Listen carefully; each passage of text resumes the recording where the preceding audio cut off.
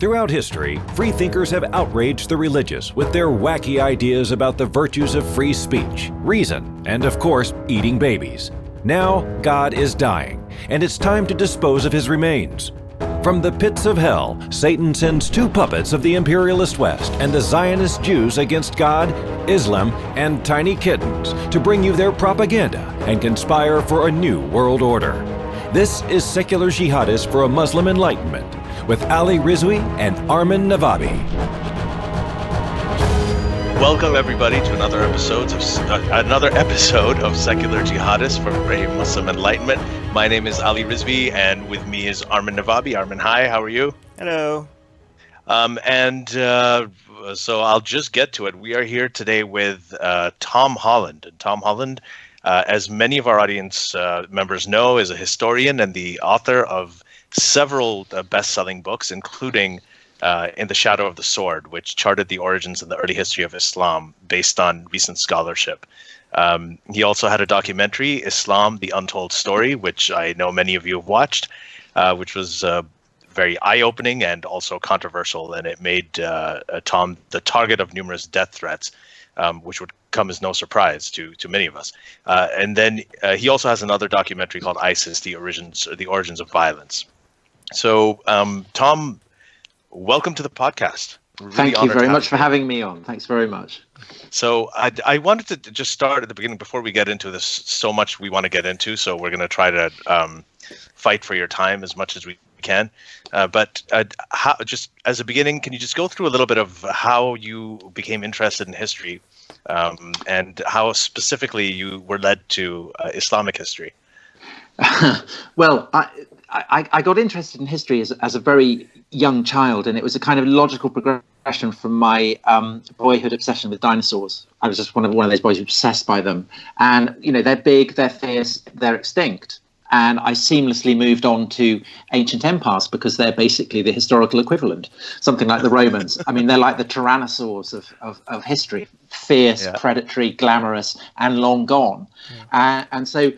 The focus of my kind of historical interest was always the civilizations of the Near East, so Babylon, Assyria, Persia in particular, and the classical Mediterranean, so Greece and then Rome. And my first book was on the fall of the Roman Republic, so that's the time of Julius Caesar and Cicero, and then I wrote a book on the Persian invasions of Greece, so that's Thermopylae and Salamis and all that kind of thing. And I became kind of inhabiting the minds of the people like Leonidas, who died at Thermopylae, Julius Caesar, who conquered Gaul. I began to feel how alien they were, how kind of frightening. And I became interested really in explaining what explained the kind of seeming chasm between me and my world and the way that almost everybody I knew thought, and the way that these kind of saurian creatures in the past inhabited. And I came to the conclusion that it was the process that gave birth to what you might call monotheism, so Christianity, Judaism, Islam. And I wrote a book about essentially how Latin Christendom emerged out of late antiquity. And then, of course, in the course of writing that, I couldn't help but think about, where did Islam come from? And I was kind of nervous about approaching it because it wasn't really a world that I knew very much about. My knowledge of Islam basically stopped with the Arabian Nights. I was obsessed by Sinbad and all that kind of thing, but I was aware that this wasn't entirely a kind of way into the complexities of early Islamic history. But one thing that particularly kind of grabbed me was contemplating a monument in Ravenna in North Italy, it's the mausoleum of a Gothic king who ruled after what we think of as the end of the Western Roman Empire, when the last Roman emperor was deposed. But in fact, Rome didn't end then. It carried on. There continued to be chariot races in the Circus Maximus. The consuls continued to be elected. The Senate continued to sit. It's just that it was ruled by this barbarian king. And Theodoric ruled very much like a Caesar. But he also wanted to distinguish himself from the Romans. So he would show himself on his coins with a moustache, for instance, and moustaches were regarded as something so barbaric that there was no word in it for Latin. Latin didn't have a word for it at all.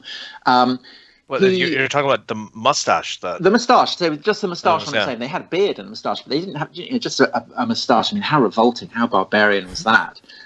So it was a way for Theodoric to show, he'd wear the cloak of a Caesar, but he'd have the moustache of a Goth. And likewise, although he ruled as a Christian, he ruled as an Arian Christian rather than as a Catholic Christian. So he was ruling. He was a heretic in the minds of most of his Roman subjects. And his mausoleum is simultaneously, there are kind of echoes of barbarian traditions, but it's also consciously drawing on Roman architectural traditions. And if you look at it, it's got a kind of dome, and there's just the faintest hint of the Dome of the Rock. It's got octagonal sides and things like that. And so I started thinking, well, was this what was happening in the early decades of the Arab rule of what had been the Roman Empire?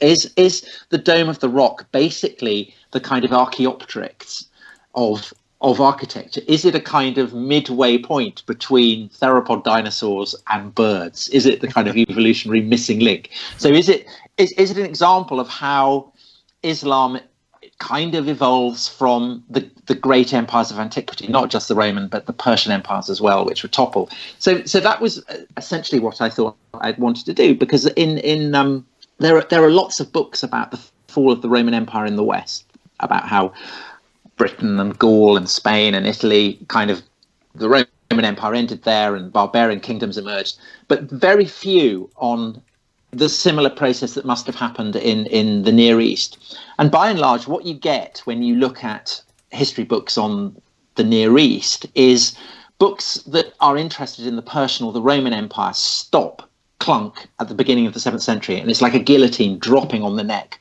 of the kind of history. And then if you want to look at books on early Islam, they begin with Muhammad.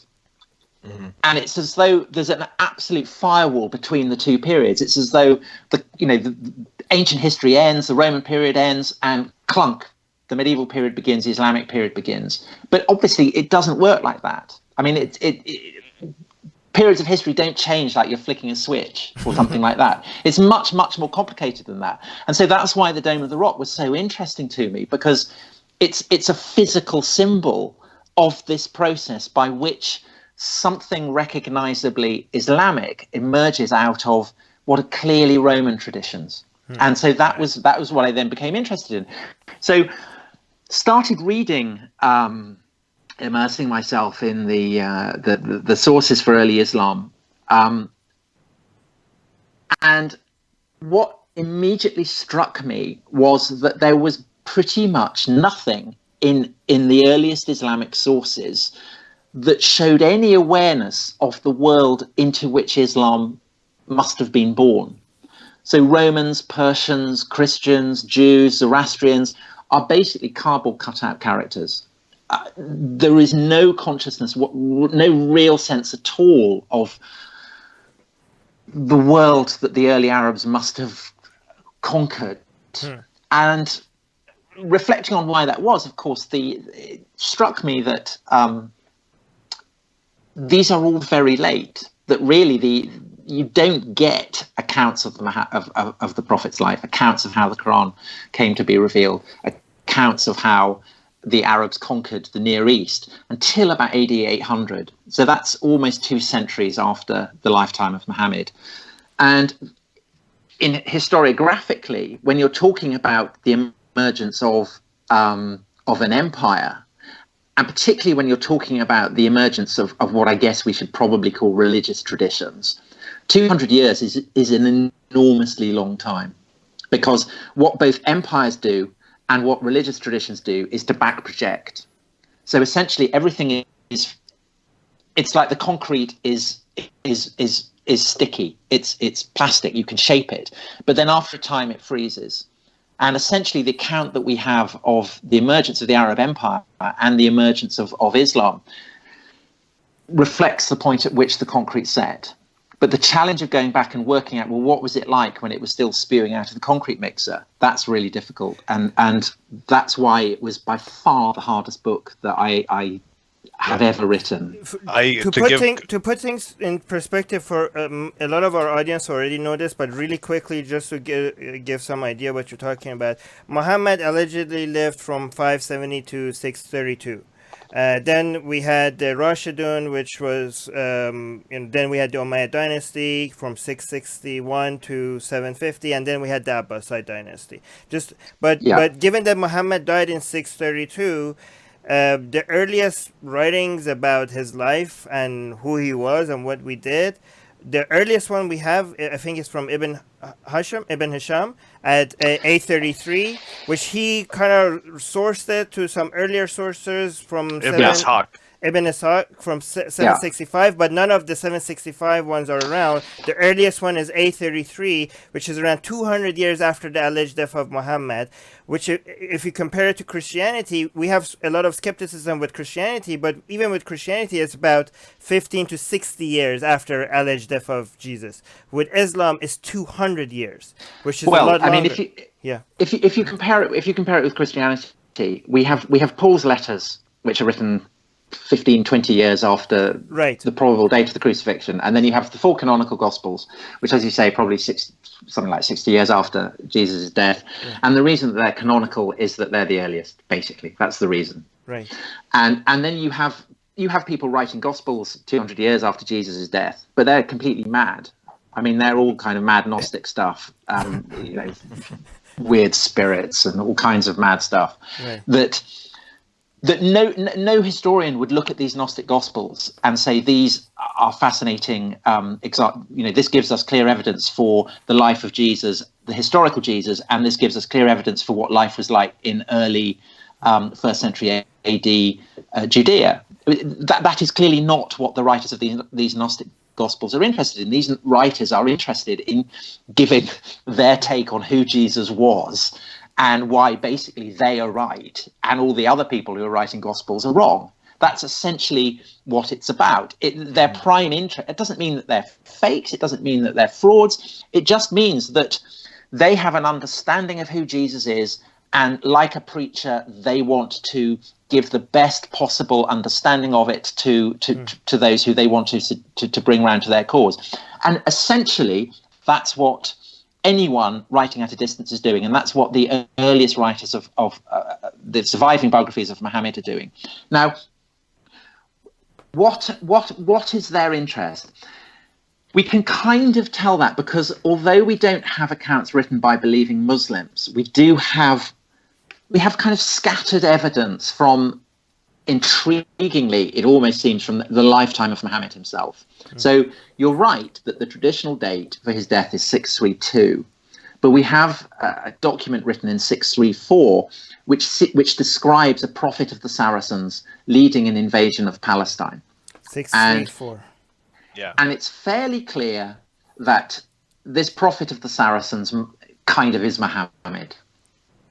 It's a text that's kind of at the heart of Hagarism, the notorious book by Michael Cook and Patricia Kroner, which kind of kicked off the whole process of looking at Islam, the origins of Islam in a revisionist way. But it's very interesting because it does seem to suggest that there are various traditions associated with an Arab, a specifically Arab prophet, and that the focus of this Arab prophet is what Christians call the Holy Land, what Jews would call Israel, what's now Palestine and Israel, and that this is the main focus. And even in the late sources, it seems clear that the initial object of the Arab invasions, the Arab conquests, however you want to call them, is the Holy Land. Right. And why would that be? Well, it's clear that the matrix from which this prophet of the Saracens is emerging is essentially a biblical one. It's one in which his legitimacy seems to be derived from the fact that he, as an Arab, is descended from Abraham, from Ibrahim, as he will be called in the Muslim tradition. From Hagar. And yeah, and so Abraham has two sons. One, Isaac, is the ancestor of the Jews. One, Ishmael.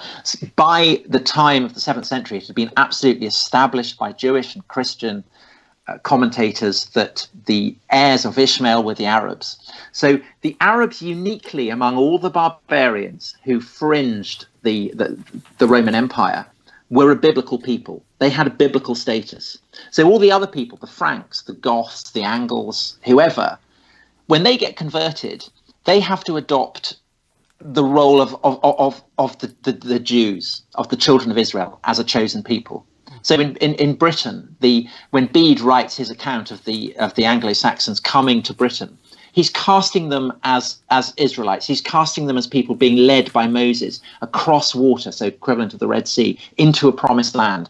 And you get this thing of barbarian peoples as Israelites, as children of Israel, again and again and again.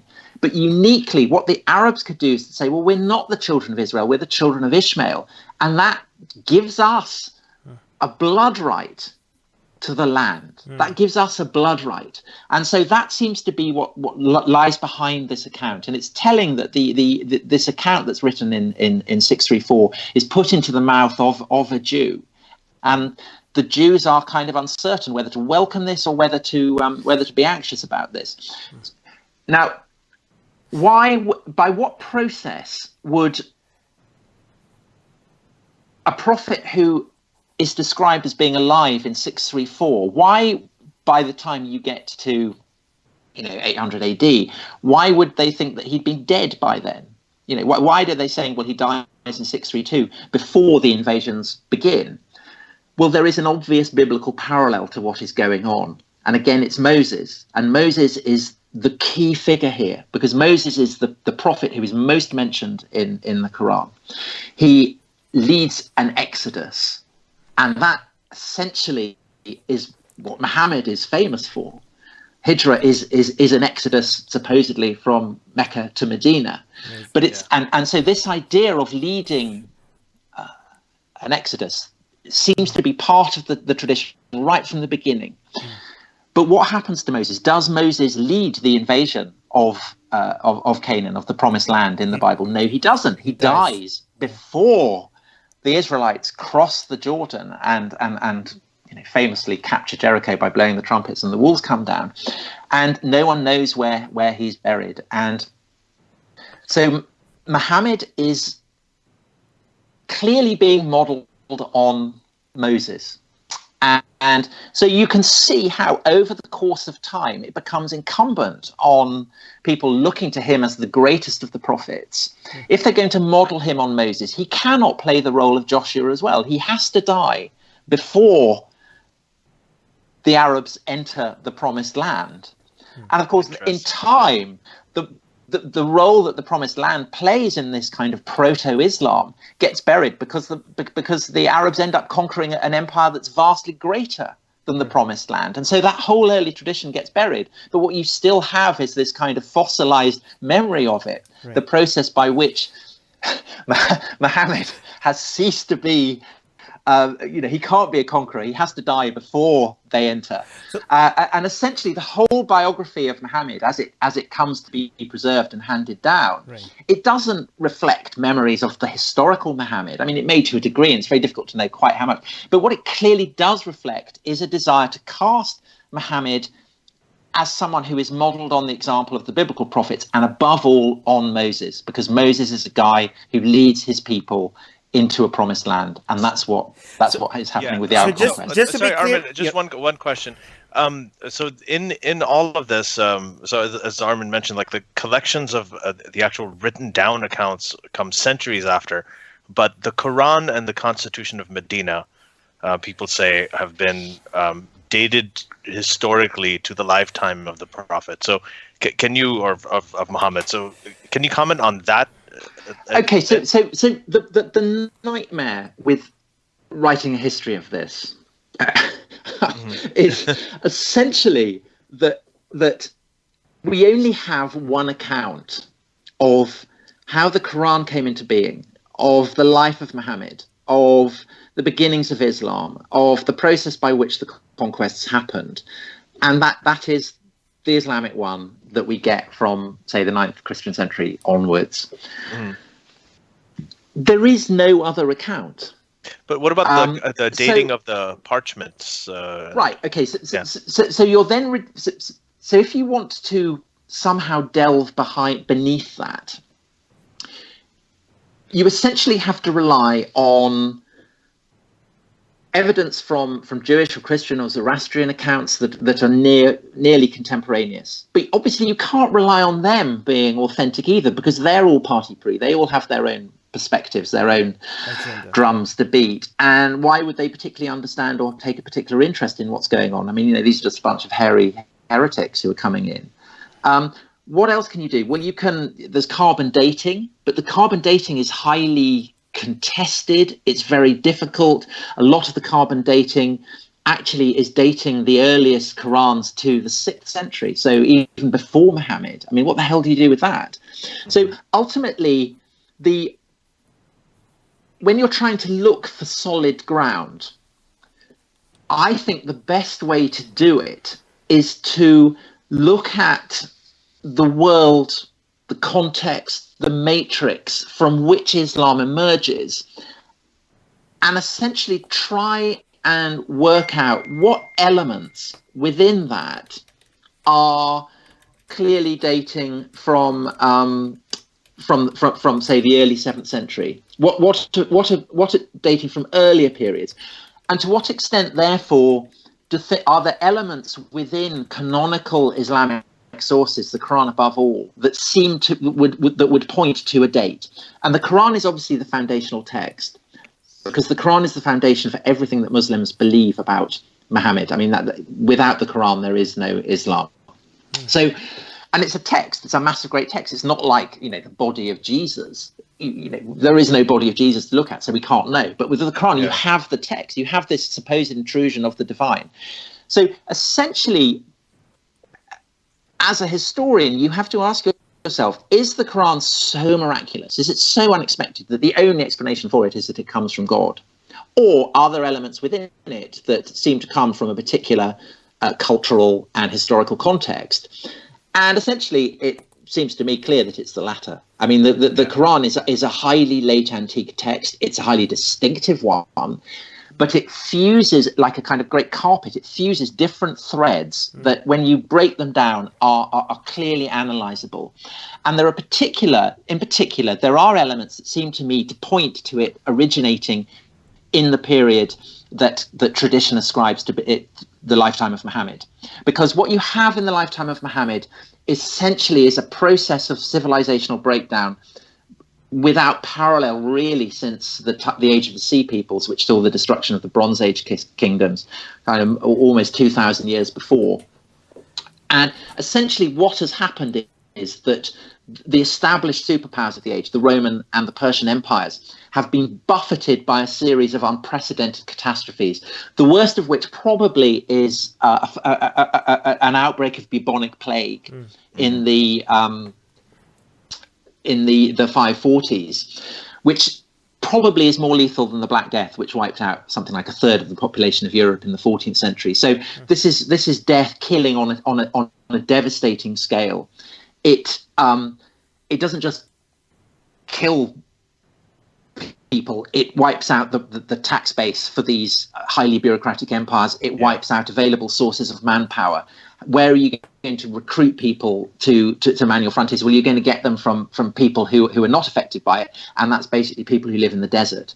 So essentially, for the first time, really, since the dawn of civilization, you have almost a parity between people who are living in the kind of desert fringes and people who are living in the urbanized because areas. People in the desert were immune from people in the desert were kind of immune from the disease because they were living in cities, right? Yeah, essentially. So yeah, go on. Sorry. So, and then at the beginning of the 7th century, you've had the kind of the antiquities version of the Black Death. The beginning of the 7th century, you have its equivalent to the First World War, when the Persian and the Roman empires absolutely smash the shit out of each other. And at one point, the Persians have occupied Syria, they've occupied Palestine, so that means they've occupied Jerusalem, they've captured the True Cross, which is the great emblem of the Roman Empire. They even annex Egypt, they march all the way up to the shores of the Bosphorus, so they almost reach the walls of Constantinople itself. And that means that you have the Arabs who've been employed as mercenaries on the frontier of Palestine, of Syria, they lose their paymasters. And also they're witnessing the seeming implosion of everything that had seemed solid. So it's as though China and America were suddenly just to implode. You've just taken for granted. You always take for granted they're going to be there. But what if China just completely, crashes? At the same time. And you've got a plague going on, and you've got climate change, and you've got, precipitous drop in temperatures. And you're in an age when everything is assumed to happen because it's the will of God. So you've got Christian monks, you've got rabbis, you've got Zoroastrian priests, all looking to try and understand what the hell is going on. And I think out in the desert fringes around Palestine, the desert fringes where the tradition associates with Abraham, the father of Isaac, but also the father of Ishmael, I think that that's what Muhammad is doing. And I think that there are clear trace elements within the Quran of this specific period. So there's a verse that mentions the Romans. Right. It's the only verse in the whole of the Quran that name checks a kind of geopolitical entity by name, and it describes the Romans suffering a defeat, but they will then come back from defeat, and that's basically what happens. Right.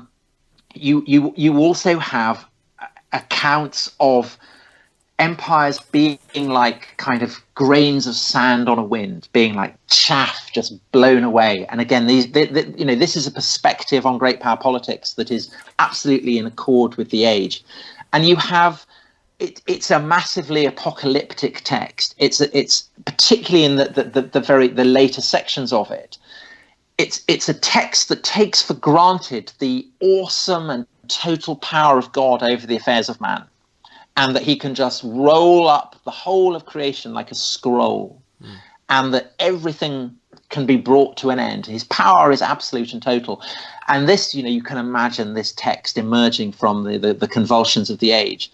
That said, it's also clear that there are elements within the Quran that are much older than that reach back to, there are elements of Gnostic Gospels, there are elements of rabbinical traditions, there are kind of trace elements, almost, it seems, of fragments that were in the Dead Sea Scrolls. So it's like a kind of a vast lake into which all kinds of streams have been pouring and have been mixing, and some are quite recent, some are much older, but these waters have blurred and blended together to create this astonishing text that provides a kind of assurance, clear, and it's clear that this assurance is there right from the beginning, that the person who's articulated it is indeed a prophet, that these are indeed the authentic pronouncements of God. And if you're looking for something that is genuinely mysterious about the beginnings of Islam, and that really, I think, defies the efforts of any historian to explain it, it is this sense that seems manifest from the beginning, that the Quran as a text that's been revealed to a prophet, and we presume this prophet is Muhammad, is authentically coming from the divine. It's authentically heavenly. And that is there right from the beginning, I think. And that seems to me the radioactive heart of what will become Islam. It's just that the form, the kind of, if you like, the power station that will be built over this radioactive heart takes many, many decades, many centuries, and probably doesn't approximate to what was there at the beginning. So just to point out the significance of what you're saying for those who might have missed it, and correct me if I'm getting this wrong, all right? But basically the implication seems to be that, unlike what most people understand about the history of Islam, that it was some people, some Arabs in the desert, they started a religion called Islam, and then they went to become an empire using that religion. That story is completely the other way around. It was a group of people, it was these Arabs first became an empire, without being Muslim, without having a religion called Islam. They went to Jerusalem, they captured these places, they were still just Arabs, they were not Muslims, and then they invented this religion called Islam after they became an empire. Is that done? I wouldn't want to say I wouldn't want to say invented, because that makes it sound like they all got together and concocted it, like, you know, a massive fraud or something. It wasn't like that. It was a much more complicated process. Right. But yes, it emerges over the course of the decades. Right. And it's kind of okay. So another metaphor. It's like the seedbed. The seedbed is the world of late antiquity. It's the great empires of Persia and Rome. It's the great religious traditions of Christianity, of Judaism, of Zoroastrianism. It's also almost, you know, presumably Arab traditions, native traditions. This is the seedbed. The Quran is the first shoot. It's the first offshoot of it. It gets watered by the astonishing fact that the Arabs, who previously had been at best employed as mercenaries by the great powers, and at worst had been despised as kind of nomadic savages, end up ruling these provinces, end up ruling the kind of, you know, they seize the heartlands of the Roman and the Persian empires. And this is such a miraculous achievement that it requires an explanation. And more than that, it requires an explanation that does not subordinate this emergent empire to the traditions of Persia, which has been demolished utterly, and more saliently to the traditions of the Second Rome of Constantinople, because that remains as the great rival. So the option that is open, say, to Theodoric in Italy, to be a Christian, but a variant Christian, that may be something that the early Umayyads take on. It may be that Muawiyah is a kind of Christian. We're told that he goes on pilgrimage to the holy sites in Jerusalem, the Christian sites in Jerusalem. I mean, he seems to be a kind of Christian. But his son, Abdul Malik, very clearly, and we have enough he's the guy who builds the Dome of the Rock. He mints coins that enable us to work out what the message is. And his message is absolutely that he's not a Christian. And this is a way of Abdul Malik saying, I'm not a Caesar, I'm better than a Caesar, I'm not a Christian, Christianity's been trumped, I'm not a Jew, Judaism has been put in its place. So what is the replacement? And it's under Abdul Malik that you start getting top-down references to a figure called Muhammad, who's recognizably the prophet who gives the Quran. But Abdul Malik is basically casting himself as at least the equal of Muhammad. So Abdul Malik is casting himself as a kind of messianic figure. Well, so Abdul Malik is he's St. Paul and Constantine rolled into one and then squared. But in due course, when the claims of the caliphs, the kind of imperial leaders of what becomes Islam, get contested by scholars, by lawyers who are clearly influenced by the rabbinical tradition, an understanding of law as something that has been revealed to a prophet, but then also has been handed down through the generations to scholars. And these scholars then start to make an Islam that ultimately will threaten the caliphate with total redundancy. So in due course, many centuries down the line, when the caliphate gets abolished totally, Islam can kind of shrug it off. So it was a power play between the scholars and the caliphs. Absolutely, right. and it's what serves to overthrow the Umayyad dynasty, and the Umayyads then get cast, rather than being basically the founders, the creators of Islam, the Umayyads get cast as a kind of deviant aberration, and instead what you get is this idea that Islam was revealed to Muhammad in its entirety. So you had everything. You had not just the Quran, but you had all the sayings of Muhammad that would enable lawyers to draw up the law, to draw up the constitutions, to draw up the sense of how a properly organized Islamic state should function. It was all there, given by God on a plate to Muhammad. Muhammad had then revealed it all to the Muslim people. Islam was absolutely ready to go. It was completely constructed. They then conquer the world. The fact that they're able to do this proves that God is favoring them. Then you get the Umayyads in. They cock it all up because they like monkeys, and they do have baths and all kinds of appalling things. And they kill God's, they kill God's prophets and all that kind of stuff. And then they get overthrown because God's angry with them. And you get the Abbasids come in, and they're a bit better. But basically, you still have the lawyers, the scholars who are busy constructing a legally based kind of understanding of how society should be organized. That, in the essence, that is the essence of Sunni Islam. It's a legally based. So I want to clarify, because when I said invented, you compared it to evolution, dinosaurs. Just like evolution looks purposeful and it isn't. That's why we use the word invented, because it looks purposeful, but it's just like evolution of the memes, right? But I mean the parallel is obviously, we're talking a kind of biblically, scripturally based tradition, and the Muslims in over the course of the 8th and 9th century, who are recalibrating their religious tradition to demonstrate that everything had culminated in the kind of Islam that they are in the process of fashioning, are doing nothing that the church fathers and the rabbis hadn't also done. So the church fathers are looking back at the inheritance of Jewish scripture and reconfiguring it so that it demonstrates the truths of Christianity.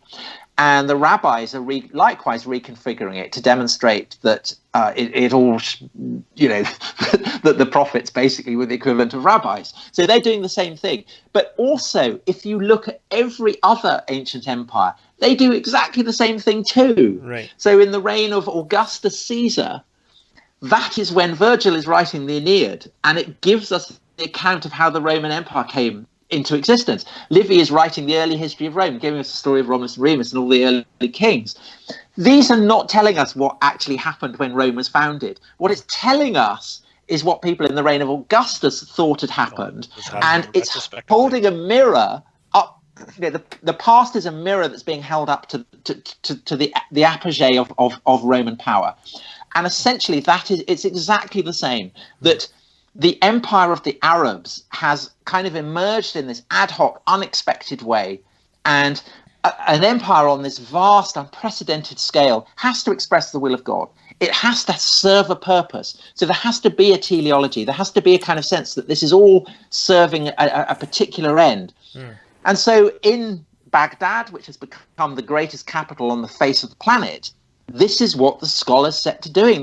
Exactly the way that Virgil and Livy had constructed a backstory for the rise of Rome, so they construct a backstory for the rise of the Arab Empire. And it's and this is a tradition that goes back even before Rome. I mean, basically, Baghdad is on the, it's just up from Babylon, and Babylon is just up from Ur. This is a process that goes all the way back to the very beginnings of urban civilization. Yeah. What is distinctive about the Arab Empire, though, is that it privileges the desert over the city. So even though Umayyad and Abbasid civilization is highly urban, be it based in Damascus or in Baghdad, legitimacy is adduced from the desert. So essentially what the Muslim lawyers do when they are cannibalizing the legal systems and the traditions of the conquered peoples, so be it rabbinical or Roman or Persian or Zoroastrian or whatever, they can't say, well, this is where it comes from, in the way that say the barbarians in the West can just absorb Roman law and say it's Roman. They can't. The Arabs can't do that because they're claiming that they've received everything from a prophet. So they have to take these traditions and ascribe them to a prophet. Now, how do you know that these traditions are genuinely coming from a prophet and not just being picked up? Well, if the prophet comes from the middle of a desert that's, hundreds and hundreds of miles from the center of urban civilization, then that must prove it. So essentially, in exactly the same way as Christians, if they want to prove that Jesus is the Son of God and not the son of some centurion, as the rabbis like to say, they have to say that Mary was a virgin, because if Mary's not a virgin, then Jesus could be anybody's son. I mean, why would you think he's the son of God? Likewise, if Muhammad is a prophet, he has to have his revelations absolutely in the middle of nowhere. So what Mary's virgin womb is to Christians, the deserts that surround Mecca become to Muslims. It's the proof that the foundations of their faith are divine. Is it not also? Sorry, Armin, I gotta move just to the because now you're talking about the moving.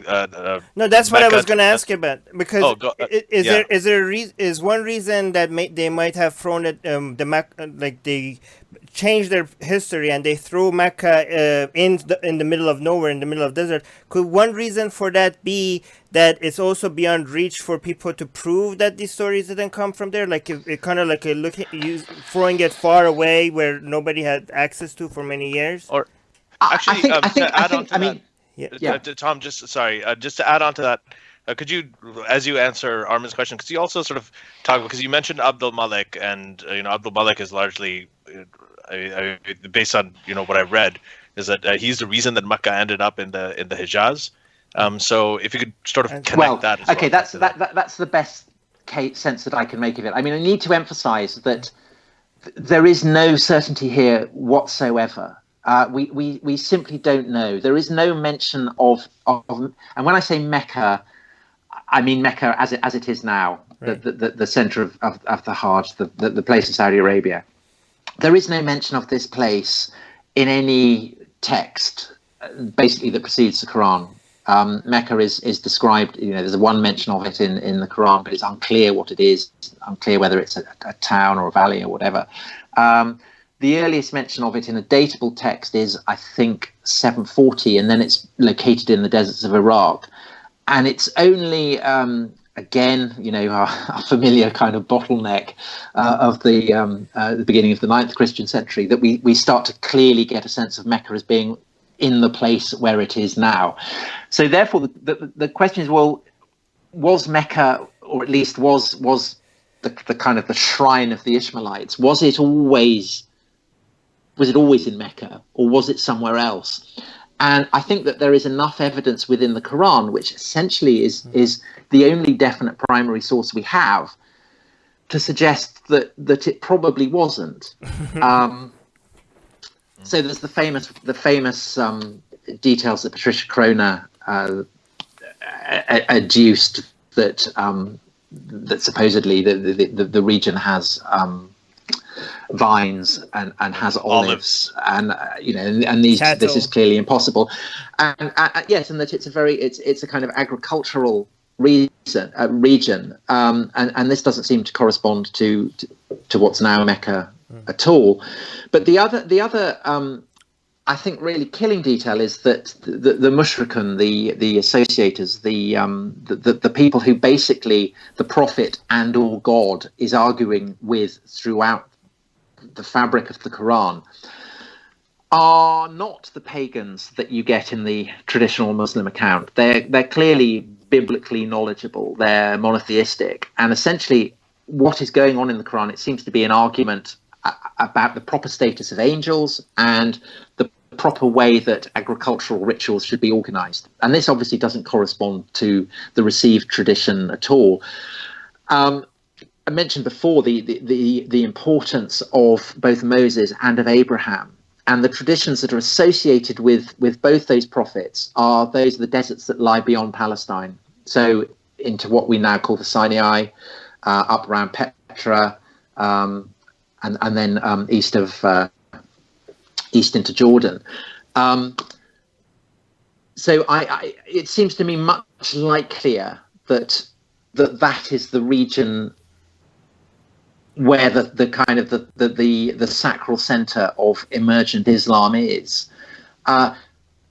By what process does it? Why does it change? Why does it get lost? Well, Abdul Malik comes to power in a kind of violent war for control of the Arab Empire with another Arab leader who seems to have based himself in this religious center, and Abdul Malik seems to have obliterated it. I mean, we're told in the sources that he obliterates it and then he rebuilds it. Yeah, and then he rebuilds it. So you've got this process of something being destroyed and then being rebuilt, and this is something very, very, very common in this period. I mean, there's an amazing account of Zoroastrians going to worship in a fire temple that supposedly was founded at the beginning of time, but which we know from the archaeology, it was built 100 years before. It's being described as being timeless. And you look at the Holy Land, all the sites where the sites that are associated with biblical prophets or with the apostles, these are made up in the 4th century when people start going there and saying, well, this must be that, this must be that, this must be that. And of course, the person who takes the lead in that is Helena, Constantine's mother, when she finds supposedly the true cross, and I finds the place where supposedly the tomb of Christ and Golgotha and everything. I mean, it's all made up. But to this day, the Church of the Holy Sepulchre holds, it bears witness to this kind of process. And someone who is as powerful as Abdul Malik, who is as convinced of his own righteousness, it seems entirely possible that having destroyed a site that he would then say was heretically associated with his rival, who's been found wanting, in the balance by God and cast out. I assume there must have been something at what's now Mecca that was associated with Muhammad. I mean, there must have been something there that would have made it. Presumably, there was a Kaaba of some kind. I mean, Kaaba's cubes are, again, they're quite common across northern Arabia. So presumably there was something there. Maybe there was some tradition that was associated with Muhammad. I mean, we just don't know. We cannot know. So but that seems to me the likeliest explanation. And it's not just me. There are several scholars who think this. Dan, one of the patron there's patron questions, a lot of them on this. Right. So I just want to throw this out there. Really quickly. And I will add on to that question then after. Yeah, okay. You can add on to that. Sorry, we're fighting for your time here. So Dan Gibson is a sort of a self-styled scholar who made a really impressive documentary a couple of years ago called The Sacred City, in which he went out and made the case that Petra, Jordan, was the actual original Mecca. Right. So he built the case. He used a lot of the same things that you're saying. A lot of the things that other scholars have unearthed before too, the evidence with whether it's the archaeology or the history of the soil there, or just the wars where people are going back from Mecca to Damascus and they're coming back to Mecca to fight the war, and they're doing it within 40 days, which is impossible. So he really dissected it, and it was fairly controversial, as was your claim. So could you comment on that about Petra being a candidate? On Petra. Oh, and Armin. Sorry, but let me just add on to that, because a lot of people, we have some people that completely understand what we're talking about, but just for our newcomers and also to add on to that question, the understanding basically is that this whole Muhammad story started, just in case you missed the significance of this, the story of Muhammad did not start in Mecca. It was late. All the stories, as we discussed, changed later to fit certain narratives, certain political needs, because of the civil war that was happening in the Islamic community at that time.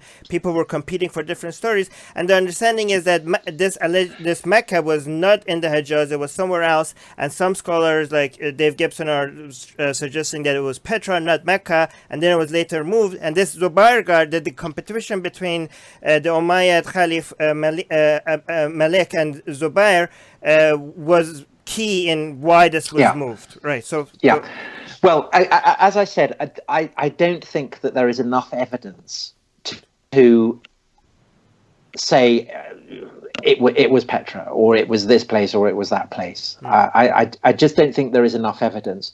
And to be honest, I mean, the evidence that I've been adducing, it's my best case, but I freely admit that you can you can twist the Rubik's Cube in a number of different ways, and once you abandon the traditional Muslim account, essentially there are as many different theories as to what might have happened as there are scholars.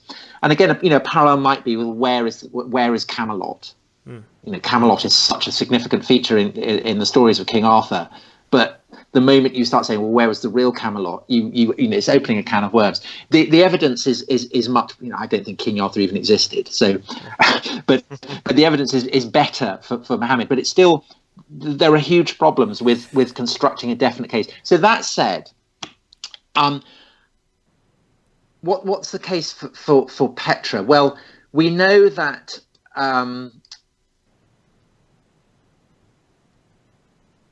goddesses who are mentioned in the Quran were worshipped there. We know that, you just have to walk down to Petra and there are cubes everywhere. So there's that. There are verses in the Quran that describe cities being carved out of mountains. So again, that might seem to hint at it. There is a significant topographical pointer where it talks about the people of Lot. And people passing them day and night. I mean, Petra isn't actually that close to where, this is a reference to the cities of Sodom and Gomorrah, which in late antiquity were located, as they are to this day, were located at the very bottom tip of the Dead Sea. I mean, it's Petra is quite close to it, but not maybe quite close enough. But it's possible to imagine that Muhammad is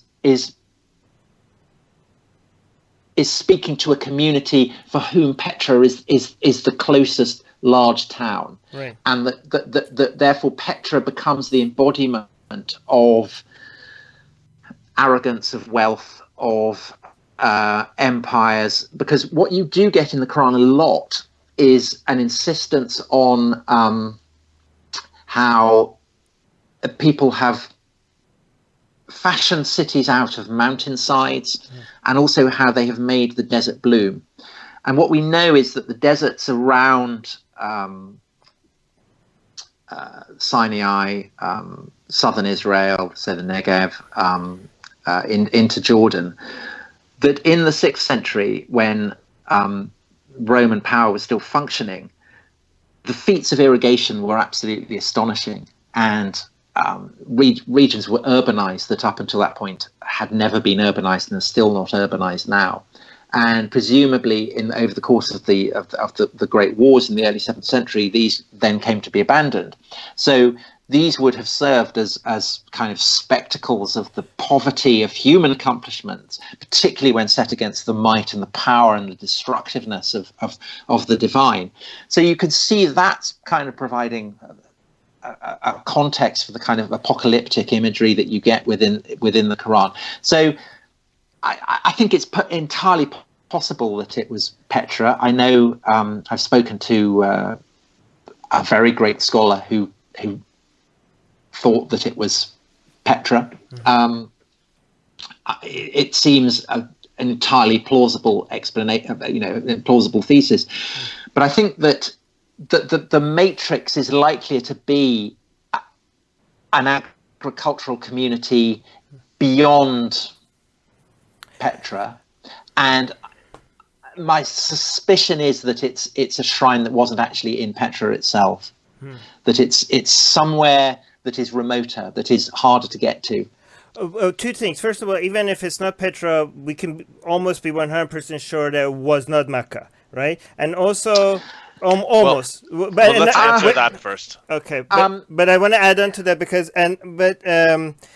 and also, what do you think about the main evidence now, which is that all the mosques within the first 100 years after the alleged death of Muhammad, their qiblas are pointing with a high degree of accuracy to Petra instead of Mecca? Like, isn't that like a almost definite proof? I think it's strong proof that it was in the region of Nabatea or of that kind of area. Right. I don't think it's proof that it was pointing specifically at Petra, but I do think that, and the key evidence above all else is that the essence of it is an Abrahamic religion. So when we talk about Islam being an Abrahamic religion, think what that means. The foundation of it is the idea that it all comes from Abraham. Abraham is the first monotheist. He is the father of Ishmael. We know where Abraham was associated with in the lifetime of Muhammad, and it was not Mecca. Or at least it wasn't the Mecca that we now have. There is no tradition that associates him with the Hijaz at all. He's absolutely associated with this region beyond the Holy Land. That's what you would expect. And the fact that the Qibla seemed to point in that direction seems to me to substantiate that rather than to be clinching proof. Because you could say, and I know that people have, that this is an early period. Perhaps the geometry isn't absolutely being worked out or whatever. I mean, I don't know. But the really clinching proof to me is the fact that we know where the Abrahamic traditions are associated with. We know the kind of communities that are being described in the Quran. Everything seems to point towards somewhere in the vicinity of between the Dead Sea and Petra. And that seems to me the region. Right, but if the geometry was the issue, how is it that all these different qiblas in many different cities are so accurately pointed? Like, it seems like a systematic error that is giving them the same exact error to the same exact city. Like, the accuracy is too much for this to Google, be If you use Google Maps, then not Google Maps, Google Earth, then it's actually pretty stunning. It's actually more accurate than the qiblas later that point to Mecca. The qiblas the mosques that were built later that point to Mecca, they have less degree of accuracy than the ones that were built earlier that point to Petra. Well, I'm not a geometer nor a geographer, so I haven't done the calculations. But I would suspect that the intersection isn't so conclusively on Petra that it absolutely proves it. I'm aware that the qiblas point to that region, so I think it's likelier to be somewhere in that region. The whole account of Mecca as a great city, which full of merchant cities, the kind of thing that you get in Dune, is essentially a kind of it's a Marxist invention. But the temptation is to try and this idea that Islam is to be explained as a kind of anti-capitalist rising. I mean, it was essentially invented in the 70s. I don't think that that's the background at all. I think the background is a shrine with an agricultural community around it. Right. And there are plenty of places in the near vicinity of Petra that would serve that. But somewhere, if it's going to be wiped out completely, the memory of it, I think it has to be somewhere that was kind of distinctive to a particular community, but didn't have a high profile. And if you look in the Quran, there are lots of accounts that seem to describe Mecca. I mean, a Freudian slip there, that seem to describe Petra or the Byzantine cities that lay out in the Negev. Yeah. So essentially, it seems to me that the Quran is the record of people who are beyond the urban and who have a suspicion of the urban, and Petra would be included in that. I mean, I think you're right. I think that Petra is probably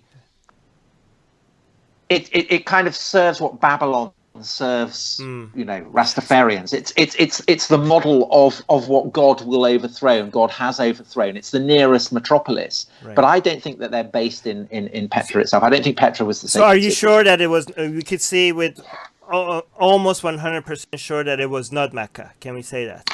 I think that. Yeah. Well, I think I wouldn't say 100%, but I think the balance of probability is very, very strong that it isn't. I mean, I've never heard any convincing account, any convincing explanation of how you deal with the stuff that Patricia Kroner raised about the olives, the vines, the cattle. It doesn't correspond to what we know were the agricultural limits of the Hijaz. Right. Yeah. So, Tom, you mentioned Patricia Kroner again and her book Hagarism, which was, I guess it changed the field in a lot of ways, but it was also very controversial. And I think that the authors also retracted parts of it. Maybe you could explain that as well.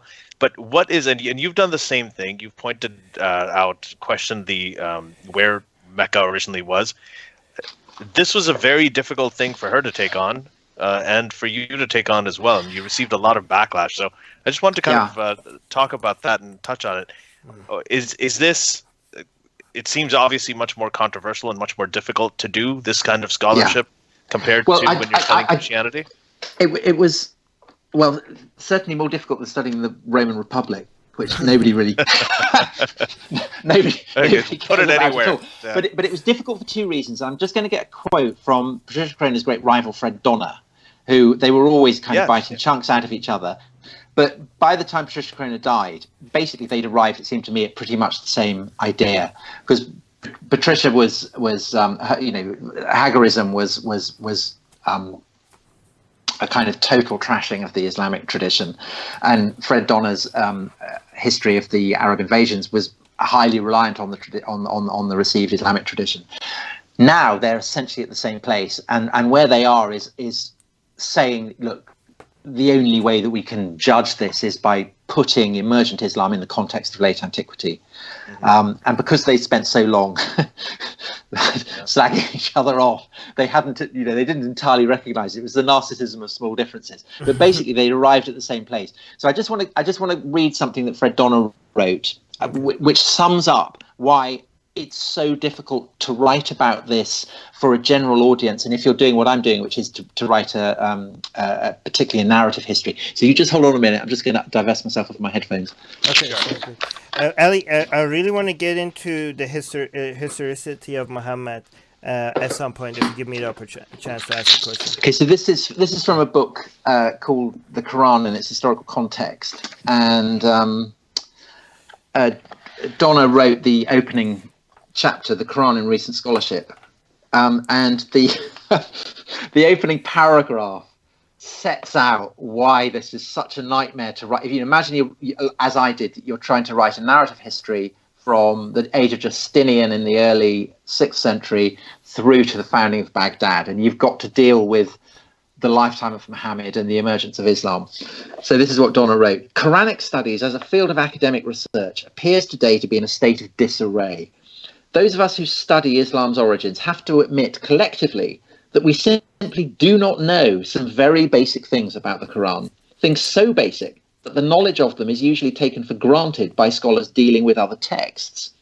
They include such questions as, how did the Quran originate? Where did it come from? And when did it first appear? How was it first written? In what kind of language is it written? What form did it first take? Who constituted its first audience? How was it transmitted from one generation to another, especially in its early years? When, how, and by whom was it codified? Those familiar with the Quran and its scholarship on it will know that to ask even one of these questions immediately plunges us into realms of grave uncertainty and has the potential, and this is a magnificent understatement, has the potential to spark intense debate. So in other words, that's Fred Donner, one of the great scholars of the Quran, who's devoted his life to the study of it and to its context in early Islam, is basically saying we don't know. We don't even know what language it was originally written in. We don't know where it was written, when it was written, who by, who its audience were. And that essentially is the state of play. And so anyone who says, I definitely know what happened, it's a statement of faith. And of course, that for Muslims is exactly what it is.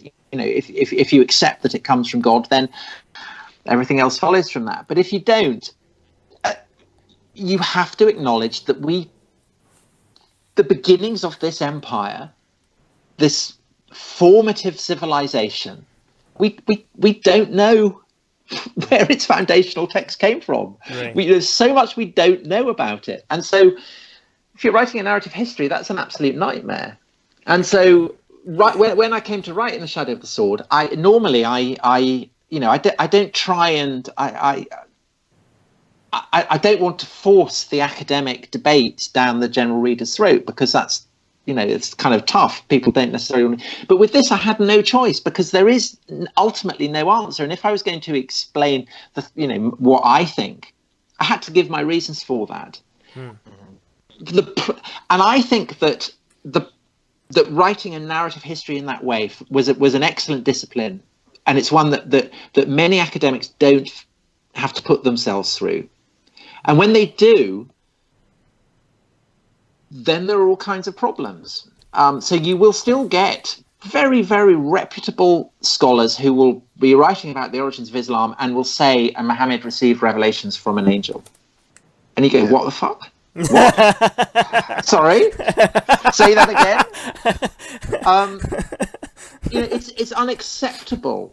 It's unacceptable for a non-Muslim scholar who's not doing apologetics to think that the Quran came from an angel. You have to provide an explanation that does not derive from the supernatural. And it's incumbent on anyone who wants to explain the origins of Islam to explain where the Quran comes from. Right. And the big thing that I felt in the 4 years that I spent kind of grappling, trying to, in this bog that is early Islamic studies, is that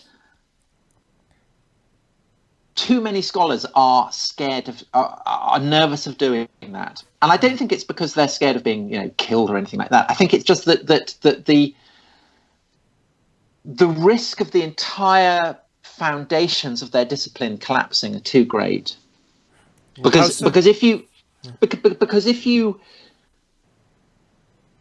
accept all those questions that Donna set out, that we simply don't know the answers to that, then it becomes incredibly difficult, really, to write anything in any certainty about the Quran at all. Can we write about beyond? We can write about what we don't know. That's already fascinating. You can write about you can write about what you don't know, right? And you can write about what you think that you can, what we can know, what few shards. Right. But the darkness is pretty impenetrable, and I think there's a nervousness on the part of many scholars to admit that, because if they do, well, what do you write about? You could, Donna set that out in his paragraph, and he hasn't really got much else to write after that. Right. Talking about what we don't know and the darkness, what about Muhammad himself? Because you mentioned the letter, they mentioned a prophet of the Saracens at 634, I think you mentioned, 2 years after the alleged he was supposed to be dead already by then, but they don't mention Muhammad. They don't mention it's Abdul Malik by name. It's Malik that mentions Muhammad on coins and on the Dome of the Rock for the first time. And on coins also, it was the first coins that mentioned Muhammad were mentioned in were in Persia at that time, right? That's right. There was no mention. Sabaya. So it's very. How do we even know Muhammad was real, given that it seems like Muslims have forgotten that their prophet is Muhammad until, is it possible that Malik invented Islam altogether, like Muhammad being the prophet? The Shahadat was not never seen until he put it on the Dome of the Rock and on the coins before him. Isn't maybe he claimed to be like Muhammad? Maybe he is the founder of Islam. Is that possible?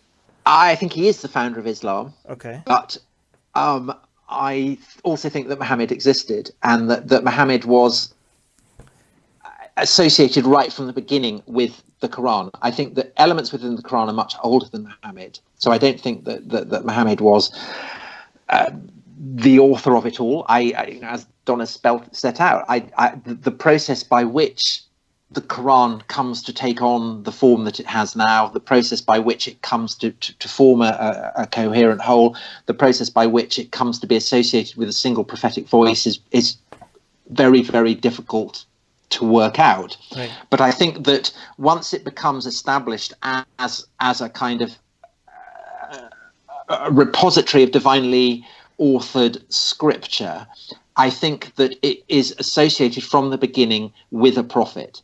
And I think it makes sense to assume that if it wasn't Muhammad, then it was someone else called Muhammad. Let's put it like that. But we don't know his name was Muhammad. Well, we do, because we have a Christian bishop writing a couple of decades after his death who refers to Muhammad as a prophet of the Saracens. Yeah, but not Muhammad. To him as, but he doesn't refer to him as Muhammad. No, he did. Yes, he mentions Muhammad by name. Separate. No. Oh, he mentions Muhammad by name. What year is this? And tellingly, he describes Muhammad as a kind of Abrahamic figure, right. and as basically forming an alliance with the Jews. What year is that's this? the kind of thing that bishops are particularly antsy about. Right. But it does seem to correspond to the swirl of what we know initially. So I think that what I suspect happens is that you have Arab kingdoms that are settled along the borders of Roman and Persian provinces, and they've been employed as kind of mercenary kingdoms. When the Roman and Persian power kind of collapses in the Great War between them, these kingdoms are left to kind of go by on their own. They're not getting the gold subsidies that they were previously getting. Right. They're further within the hinterland, there are other Arab leaders who are looking at the chaos that's going on and saying, well, this is the will of God. So we know that there are kind of various prophets that are operating within Arabia at the time when Muhammad is operating. It seems to me that Muhammad becomes the leader of a particular group of Arabs. I think that the hijrah to Yathrib, what becomes Medina, the city of the Prophet, I think that's authentic. Because again, there are reference to this quite early in Christian texts. Medina seems to have been the capital from which the invasions were launched. Again, we know that's stated quite early on. The focus is on the Holy Land, but what happens? It's not really the Romans who are the focus of the attack. It's the Arabs who are allied to the Romans. And the closest parallel perhaps might be with what happens to the French at Dien Bien Phu after the Second World War, because the French have lost the French have been defeated. Who the Japanese take over, the French then moved back in, or the Dutch in Indonesia.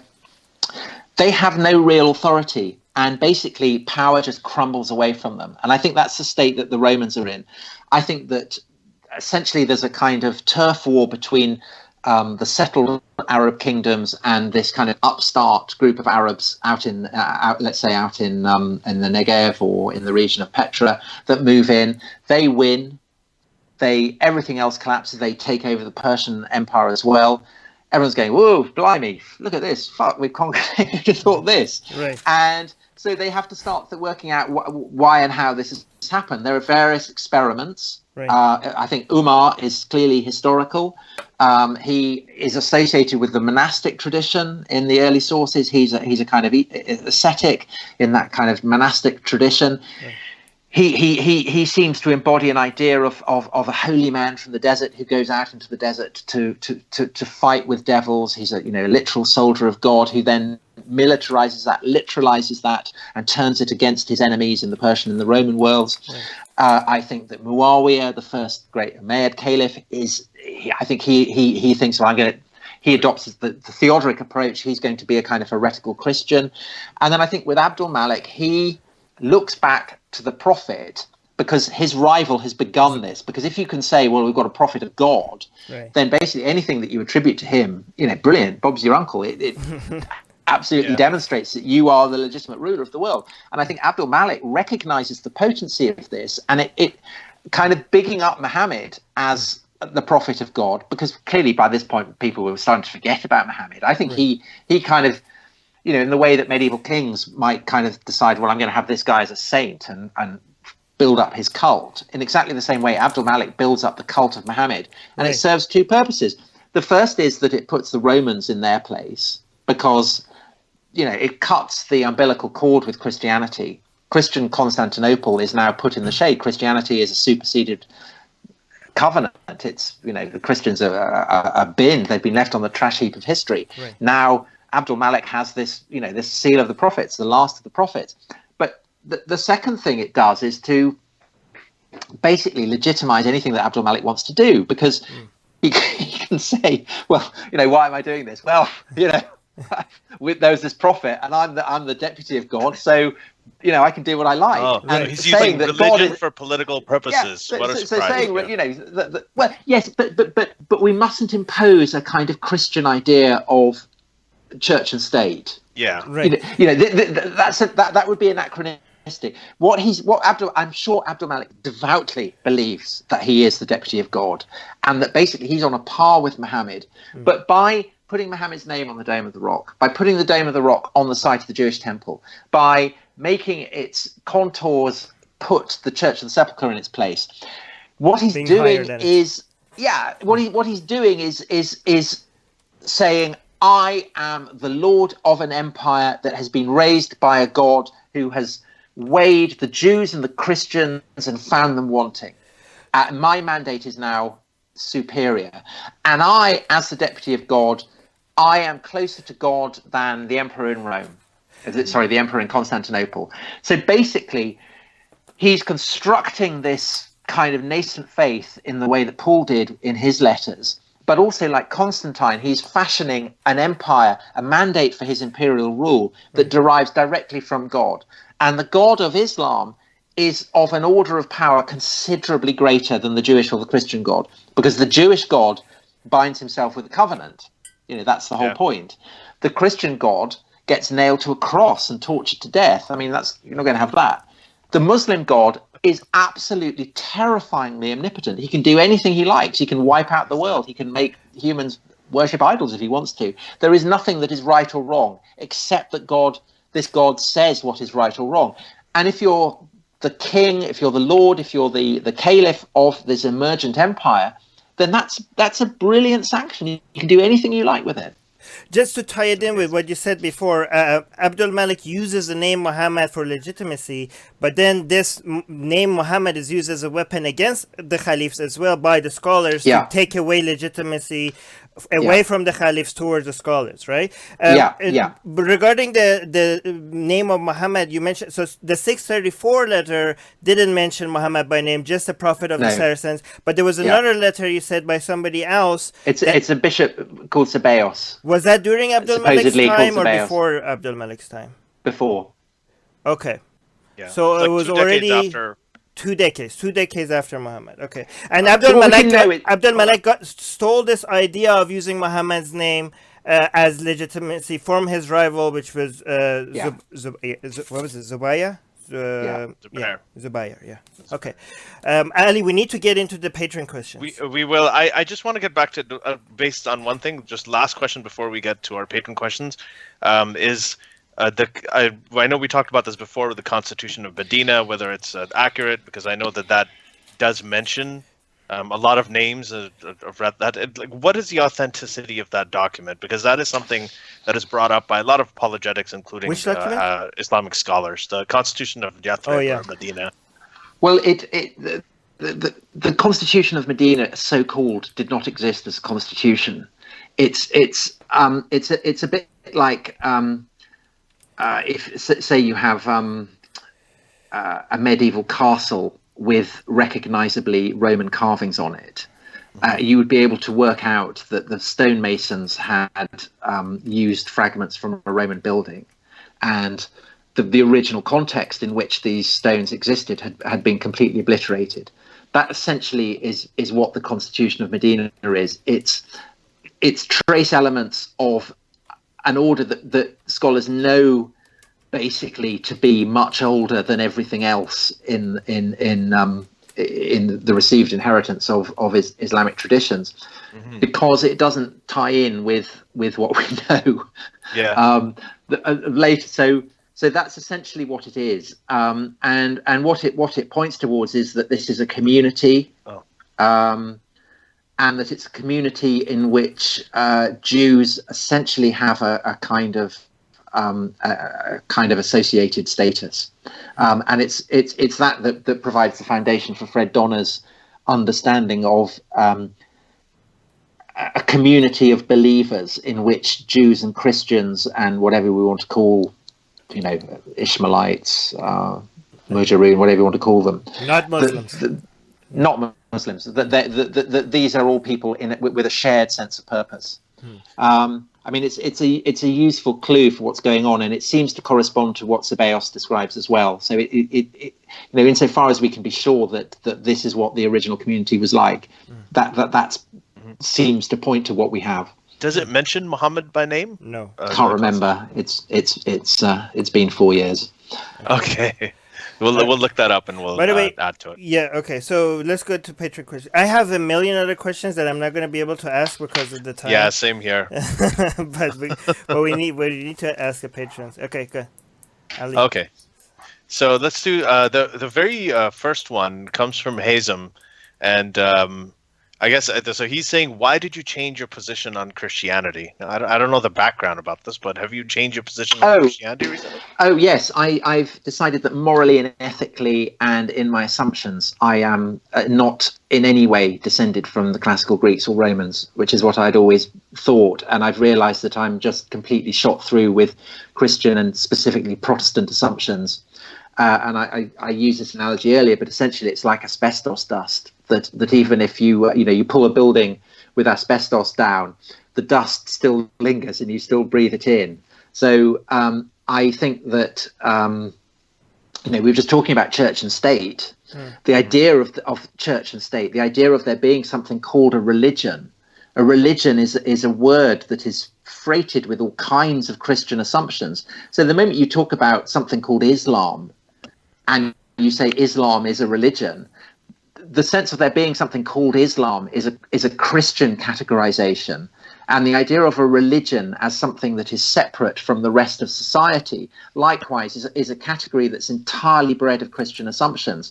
So in a sense, to use English as a native speaker, you're absorbing Christian assumptions, even often without realizing it. And it's taken me kind of a long process to realize just how Christian my assumptions are. So that's But the Quran refers to a religion, the deen. Yeah, but deen it's an inadequate translation. I mean, in Latin, there's a word religio, which you'd think you just bung an N on the word, but it's not the same thing at all. A deen is I mean, the essence of what Muslims believe is that God has revealed a total way of living. You shouldn't be able to kind of fragment off something called religion and park it in a lay-by, and everything else happens in a kind of in existence where this religion has no impact. That's what's required of Muslims. It's what's required of Jews. It's what's required of Christians. But it's an assumption that's bred of Christianity. It's bred of the idea that there's a dimension of the sacred and a dimension of the saeculum. And the saeculum is a Latin word that means the limit of human memory. And that becomes to mean the secular. So wherever you have the idea that there's church and state, that the religious and the secular, those are the trace elements of Christian assumptions. And the difficulty that Muslims face is that particularly in the West, is that they live in a world that is so saturated in these assumptions that they may not even realize that they're assumptions. And certainly the people who assume that to be secular is to be neutral between religion don't understand that.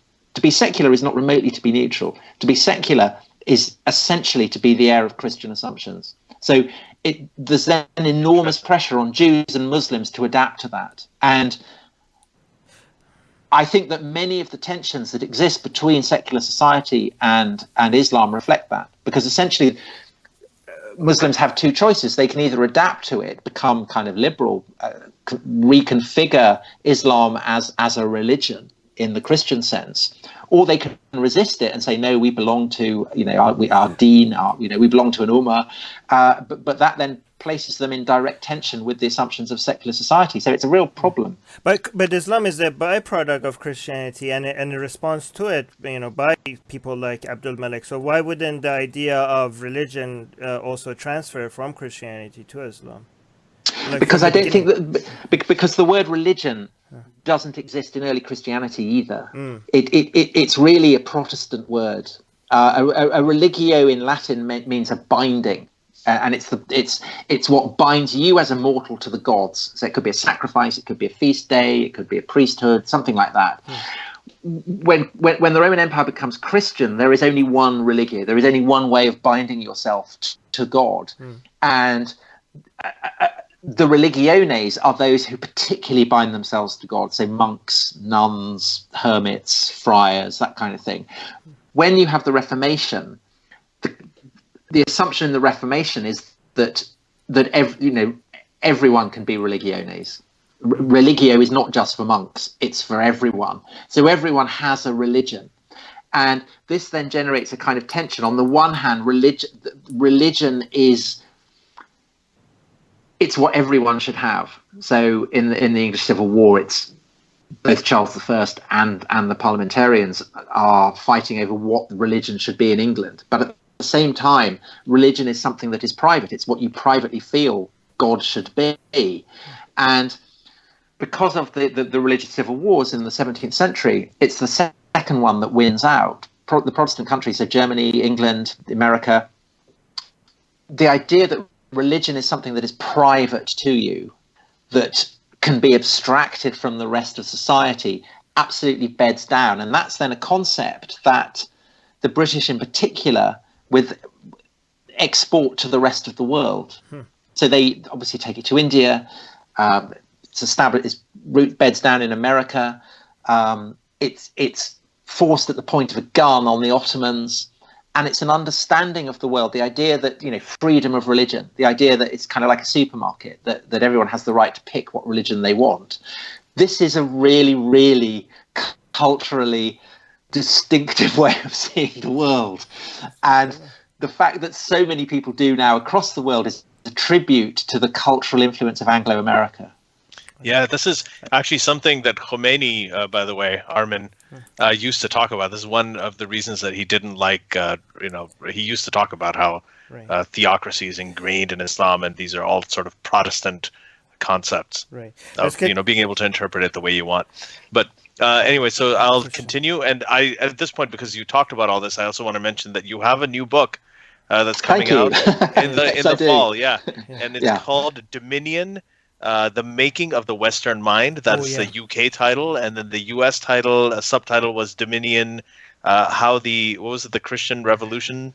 How the Christian Revolution reshaped the world.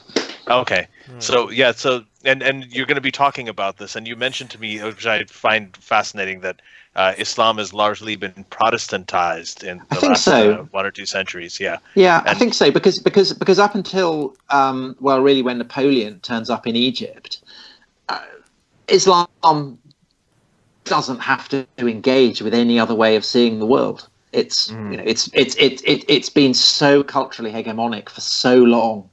It's always been the most powerful. It's always been the richest. It's been the most culturally sophisticated region of the world for so long that it doesn't cross its mind that it has to have anything to do with Franks, these kind of smelly people who hover on the margins of the Islamic world. And then Napoleon turns up, and it's kind of seismic shock. And the scale. I mean, an example of what happens, of how Islam comes to be Protestantized, is the process by which the Ottomans are forced to give up on the slave trade. Because what happens is that the British have decided that slavery is illegitimate, that it's an offense to God. And the reason, why have they decided this? I mean, Christians have had slaves. I mean, the British were massive slave exporters. The reason that they've decided this is that their understanding of what's right and wrong reflects the notion that the Holy Spirit, is writing law on the heart. So that to know what's right and wrong, you have to look into your heart, and that will then tell you what's right and wrong. Yeah. When the British go to various Muslim potentates along the line of the Mediterranean and say, look, you've got to stop the slave trade, these Muslim rulers turn around and say, you've got to be joking. Why the hell should we? Slavery is absolutely fine. We've always had slaves. It's in the Quran. It's in the Sunnah. Muhammad had slaves. Why should we give them up? And the British say, because it's wrong. And they say, well, how do you know it's wrong? And the British say, we just know it. We've got it in the heart. The Spirit tells us that it's wrong.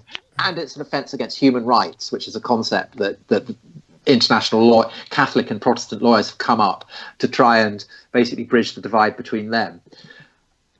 This means nothing to Muslims at all at the time. I mean, this is a holy Christian tradition. But the British basically make it a condition of supporting the Ottomans in the Crimean War, that they have to abolish the jizya, so the discriminatory taxes imposed on Jews and Christians, and they have to start stopping the slave trade. So the Sultan regretfully does this. And then he has to explain why this has happened. I mean, he can't say, well, we're doing it because, an infidel power is telling us to do it.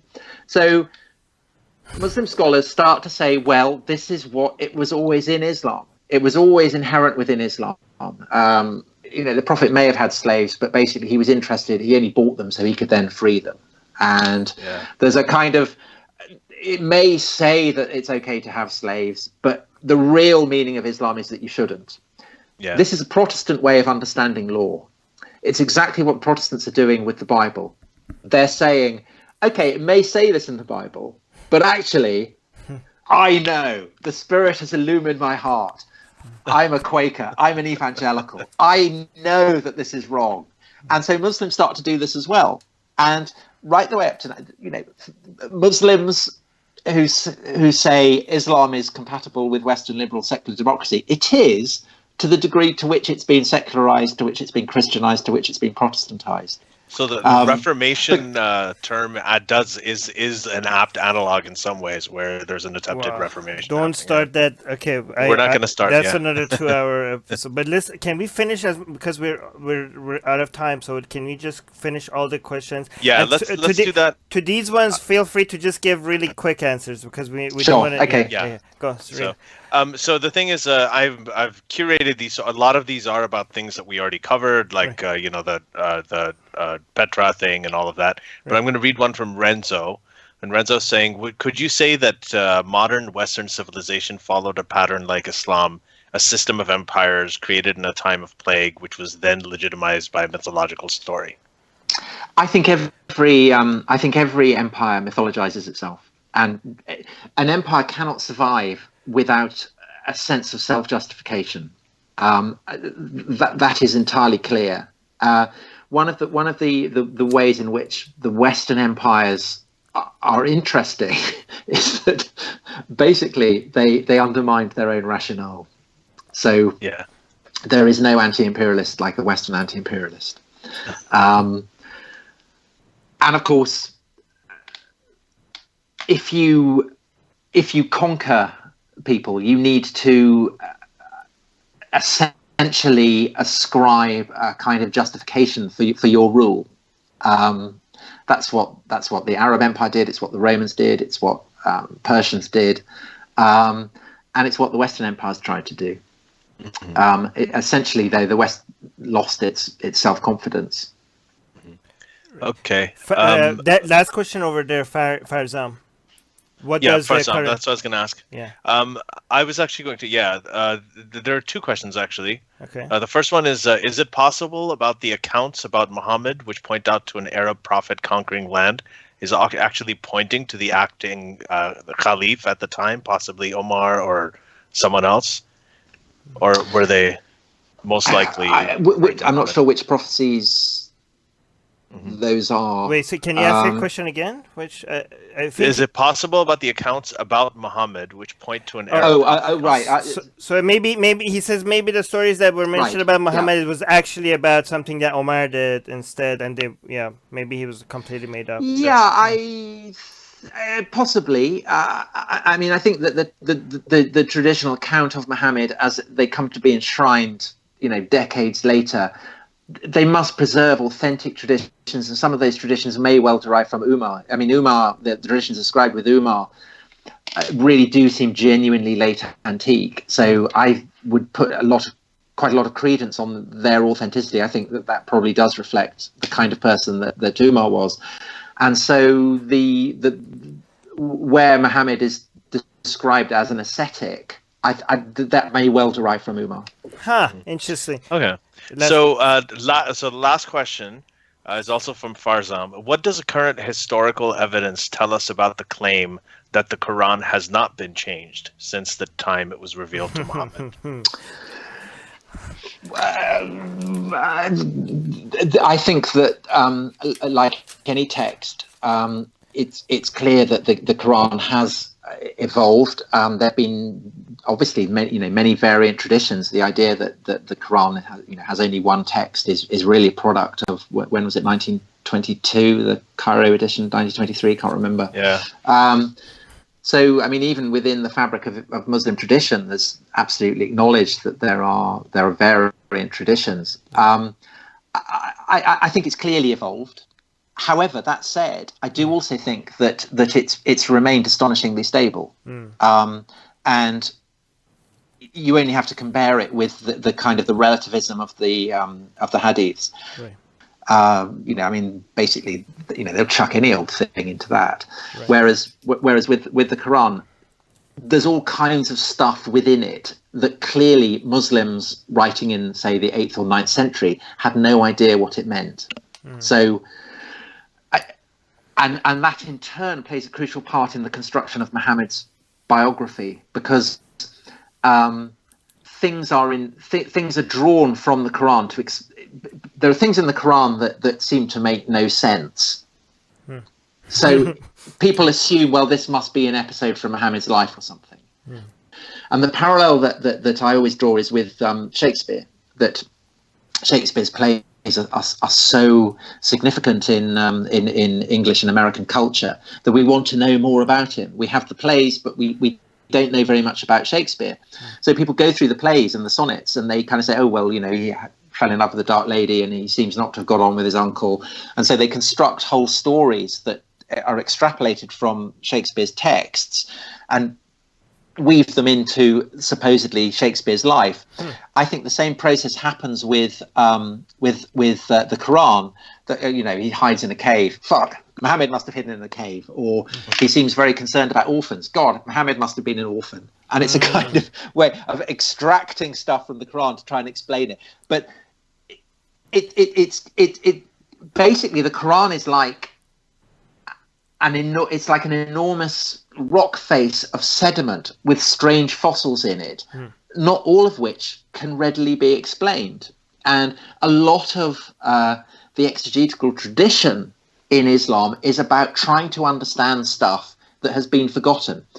Now, why would you preserve stuff that you've forgotten? Well, because you think it's sacred. Yeah.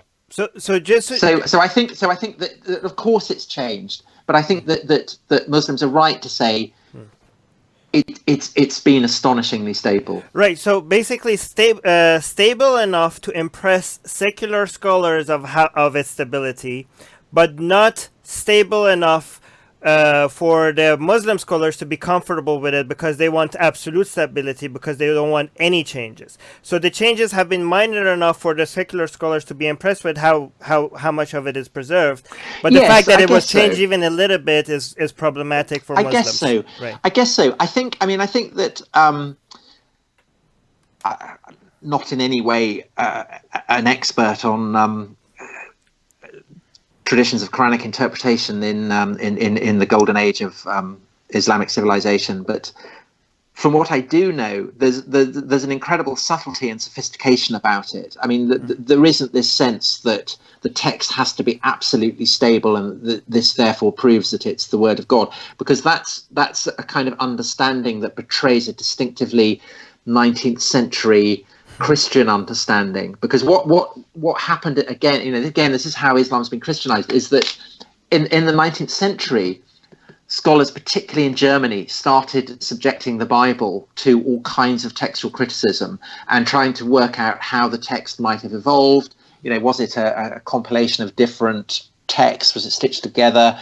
Are the claims of the Gospels correct? Why are the synoptic Gospels different from John's Gospel? I mean, all this kind of stuff.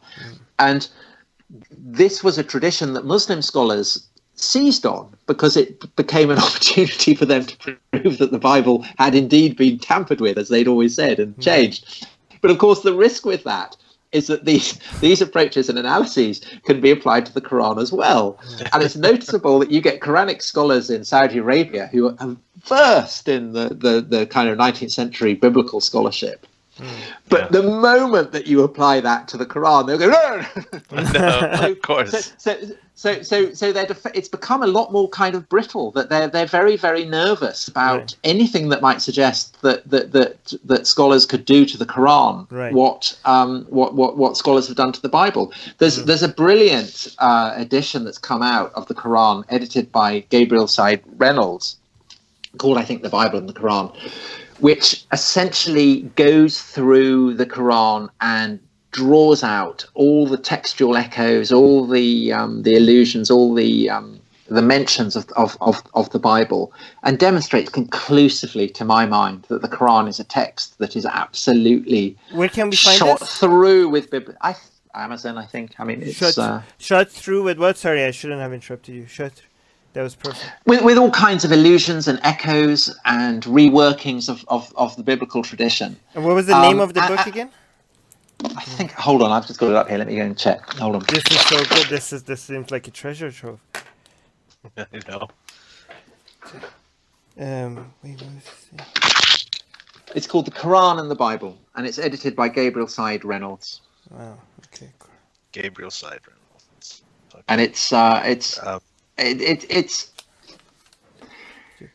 It's doing what any critical work of a work of ancient literature should do, which is to say, well, where are these traditions coming from? What are the echoes? Of course, in Islamic script tradition, you wouldn't do that because it comes from God. So why would you bother? This is why Yemen's government stopped giving access to the Qurans to the Western scholars to come look at it. I mean, they stopped allowing it because it was so problematic, right? Yeah. But I mean, so what this does is the equivalent of looking at the Aeneid, and saying, well, what are the traditions that it's drawing off from Homer and from Greek poetry?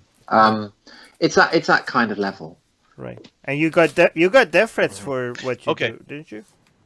Particularly for the film, I did. Yeah. Because of the book. I mean, people who read books are far too sensible to issue death threats. but right. people who watch, the problem with the film was that Channel 4, the British TV company that commissioned it and broadcast it, were quite. They were quite nervous, and so they didn't actually say what the film was about. They just said it's a film about Muhammad and Islam. So lots of Muslims watched it thinking that it was going to be very, a kind of traditional account, and were rather startled when I popped up and started asking if Mecca was actually in Jordan. That happens. And so everyone went apeshit for a month or two. Oh my God. Everything good now, though? You're safe? Yeah, everything's fine now. Yeah. Okay. Until your new book comes out, where people can find. What was that again? Yeah. Dominion. It's coming out in September in Britain and October in America. Yeah, Dominion over.